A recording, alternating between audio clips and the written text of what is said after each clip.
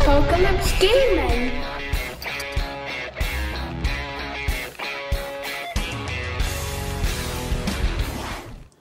So I've had another rummage through the bits box, and I've came across first of all this Warhammer Wood Elf without a head that is in not the greatest state of repair, and also this little head which I really like, and I'm going to attach that to the Wood Elf, give him that look, and present him on the top of this statue, or this pillar, as if he's a hero or some homage to some long forgotten lord or something like that, to get that sort of look.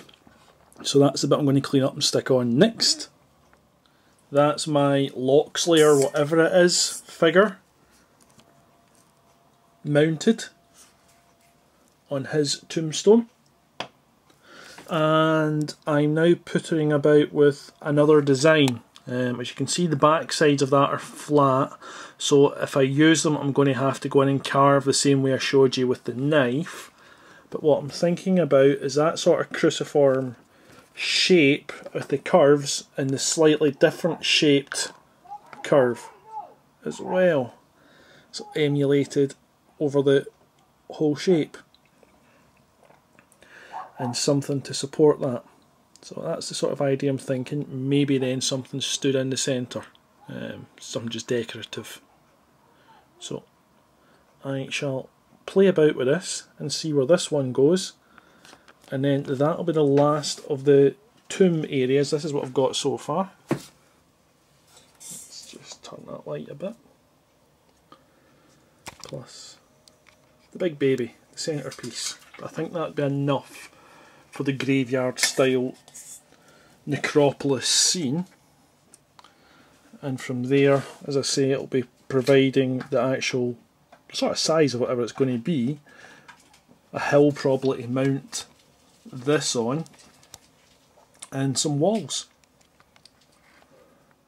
So there's an old joiner's adage of measure twice, cut once.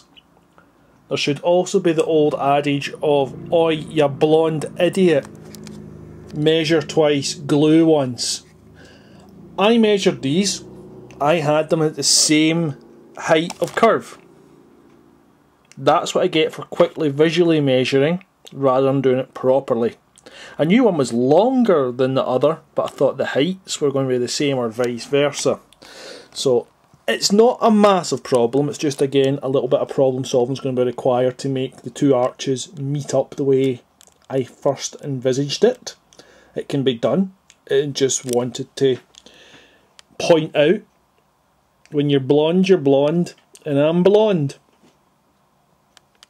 So what I'm doing now is, as I want my arch to meet the bottom part of this brick, I'm using these as spacers in the meantime, so when I put my glue on I can press it up against that block and that will meet at the bottom, and that's all I'm doing with them. So the four of them glued onto that, sitting on their spacers.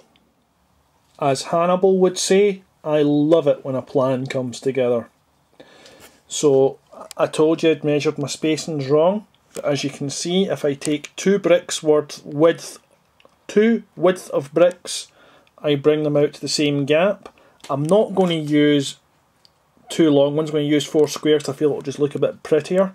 But as we can see, I've got a solution to make the joins happen.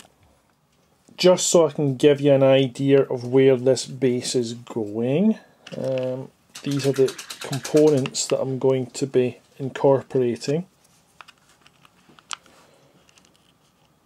So that'll be nice and decorative all the way along the bottom. So that'll be the decorative base to support this, and then that one will be inverted and on top of it. I'm going to again go in and just chip up the sides of these, because otherwise they're going to look out of place. So I'll just chip up the sides, and that way it brings it all back in. So that's this piece coming along. Now, as I've said in many other videos, I need to step away and let the glue dry, because I've kind of pushed on a little bit too fast, and there's lots of little wet bits there, and the slightest bang and it'll all come tumbling down. Achoo! So I decided just to go with the stubby ones. Thanks Brian Gregory for the idea of putting them further out, but I already decided where I was putting them by the time I read the responses. Whilst we're doing this, we're watching a little bit of More Daka 101. So if you don't know Rob, nip on over to Rob's channel, but I'm sure absolutely everyone that's subscribed to me knows him. But he's at a Canadian con there, which looks pretty cool. So as the build for this one's progressing, I've decided on some extra detailing bits. I've got 4 gargoyles for the top corners, my finial for the centre, and then another flaming pot, this time based upon the planters, but we're going to have the flame in it, down in the centre here, and that should detail it up pretty nicely, I think.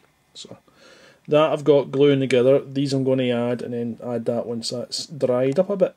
So that's the pieces in place. That needs to be left to dry before I can go on and paint it up. But let's bring all the pieces over now, and we can look and see what I've got for decorating up the graveyard. Overall, not bad so far, I think, for 2 days work. And obviously the main piece. So, reasonable volume of pieces there, I think. I'm quite happy. They'll take up a good volume without taking up too much, I think.